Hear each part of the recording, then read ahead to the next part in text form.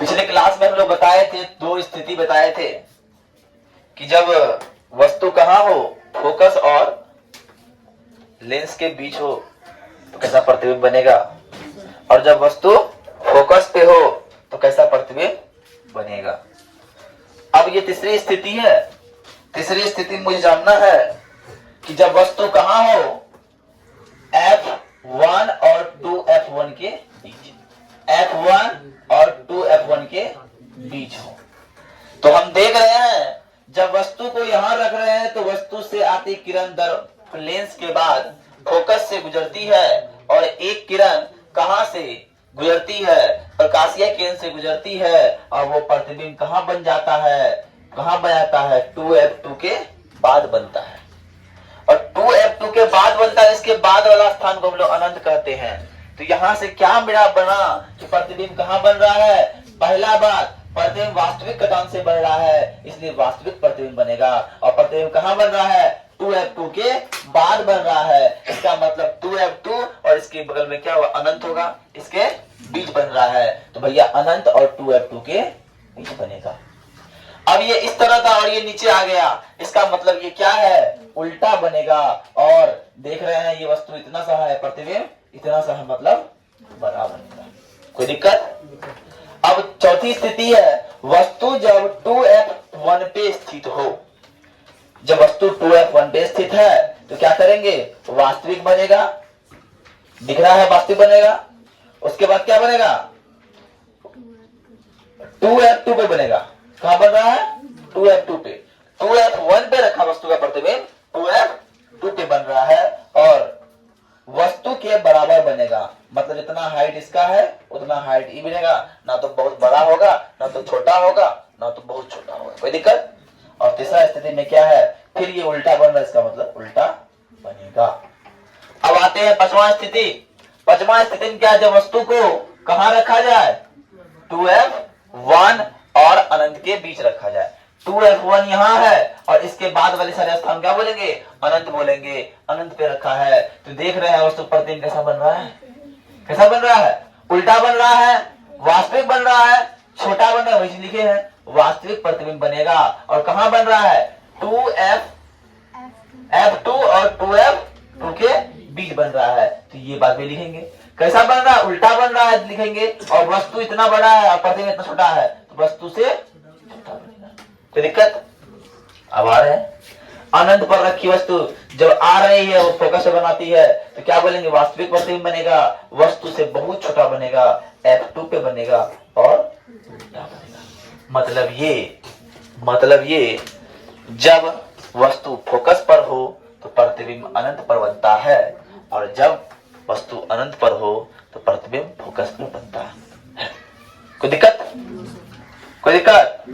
अब आते हैं अवतल लेंस के, एक चित्र है मात्र, एक दिखाना है, उसके बाद ये चीज खत्म हो जाएगा। उसके बाद जाएंगे आवर्धन क्या है, चिन्ह परिपाटी तो पढ़े ही है छोटे पहला में, फिर से पढ़ेंगे, ठीक है। अब आते हैं हम लोग उत्तल लेंस में बड़े प्रतिबिंब के बारे में जाने। अब जानना है कि अवतल लेंस में प्रतिबिंब कैसा बनता है।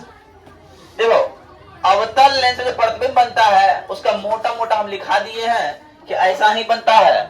पहला बात, अवतल लेंस में हमेशा प्रतिबिंब छोटा बनेगा और आभासी बनेगा और सीधा बनेगा। लेकिन उत्तल लेंस से कभी सीधा, कभी उल्टा, कभी आभासी, कभी वास्तविक बन रहा है। लेकिन जब अवतल लेंस की बात करें तो प्रतिबिंब कैसा बनेगा भैया, चाहे अवतल लेंस वस्तु कहीं पे भी रखा हो उसका प्रतिबिंब छोटा ही बनेगा, सीधा ही बनेगा और आभासी ही बनेगा, आभासी ही बनेगा। क्यों है ना। अब आते हैं, अब लेंस के चिन्ह परिपाटी की बात करते हैं। तो जो चिन्ह परिपाटी हम लोग दर्पण में पढ़े सेम वही है, इसलिए उसका हम लोग उसको पढ़ाए नहीं। वहां पे वैसे एक्स एक्स को अक्ष मानते थे, यहाँ पे भी एक्स एक्स को अक्ष मानेंगे। समझ में आ रही है ना। अब आते हैं, लेकिन बात क्या है, वहां पे भी हम लोग लेंस का धनात्मक ऋणात्मक मानते थे। वहां पे अवतल लेंस की फोकस और वक्रता त्रिज्या वहां पे धनात्मक होती थी, ठीक है ना। लेकिन यहाँ उत्तल लेंस की फोकस क्या हो रहा है, धनात्मक हो रहा है। बात समझ आ रहा है ना। वहां पे जो पढ़े थे, है ना, तो उत्तल लेंस की फोकस दूरी क्या होती है, धनात्मक होती है, और अवतल लेंस की फोकस दूरी ऋणात्मक होती है। अब अंत इसके बाद आता है टॉपिक जिसका नाम है लेंस सूत्र। दर्पण सूत्र पढ़े थे 1/v + 1/u = 1/v, लेकिन लेंस सूत्र होता है 1/v - 1/u = 1/f। बस माइनस प्लस का अंतर है।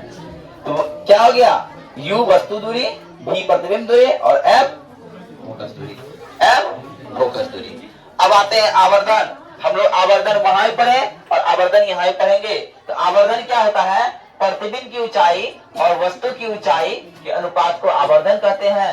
इसे m द्वारा किया जाता है, m = h/h। और यहाँ पे वहां आवर्धन होता था -v/u, यहाँ आवर्धन +v/u। और सबसे अंतिम जो कि हम अभी नया इसे पढ़े हैं वो होता है लेंस की क्षमता। वेरी VVI क्वेश्चन है ये, है ना। तो लेंस क्षमता किसे कहते हैं, किसी लेंस की क्षमता उस लेंस के फोकस की व्युत्क्रमानुपाती होती है अर्थात उल्टा होती है। क्या होती है, व्युत्क्रमानुपाती अर्थात उल्टा होती है। तो व्युत्क्रमानुपाती हो गया। और इसे P क्या होता है, व्युत्क्रमानुपाती, इसका मतलब उल्टा 1/f। और इसका SI मात्रक होता है सबसे बड़ा बात डायऑप्टर। क्या होता है, पूछता है तो लेंस की क्षमता का SI मात्रक क्या है, तो लेंस की क्षमता का SI मात्रक डायऑप्टर होता है। क्या होता है, क्या होता है, लेंस की क्षमता का SI मात्रक डायऑप्टर होता है। और एक डायऑप्टर बराबर 1/मीटर होता है। क्या होता है, 1/मीटर। यहाँ दिया हुआ 1 डायऑप्टर बराबर 1/मीटर। कोई दिक्कत। आज चैप्टर आपका सेकेंड चैप्टर खत्म हो गया। अब बचा है थर्ड चैप्टर की ओर जाएंगे। थर्ड चैप्टर की पढ़ाने के उपरांत हम लोग फिर चलेंगे कहां पे, मैथ की ओर। ठीक है, समझ बात ना। अब थर्ड चैप्टर